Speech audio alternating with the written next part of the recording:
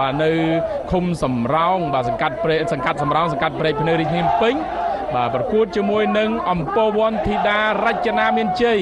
មកពីឃុំជំនៀកបាទស្រុកក្រូចឆ្មាខេត្តត្បូងឃ្មុំបាទអញ្ចឹងយើងឃើញតែខ្សែទឹកខាងក្រៅអំពរវ័នធីតារចនាមានជ័យកំពុងតែមានព្រៀបបាទចាអំពរវ័នធីតារចនាមានជ័យឧបត្ថម្ភដល់គង់ពួរពីសម្ដេចតេជោនិងសម្ដេចកតេព្រឹទ្ធបណ្ឌិតប៊ុនរនីហ៊ុនសែនចាឧត្តមសម្ដេចឧត្តមស្វាមីនិងសម្ដេចឧត្តមភរិយាចាប់ប៉ះគ្នាចែកគ្នាមកគូម្នាក់ទៅសម្ដេចខ្សែទឹកខាងក្រៅមានព្រៀបហើយចាអំពរវ័នធីតារចនាមានជ័យរបស់សម្ដេចទាំងពីររីឯច័ន្ទវង្សមហាសេនជាសម្ដេចតែអង្គឯងទេសម្ដេចតេជោម្នាក់ឯង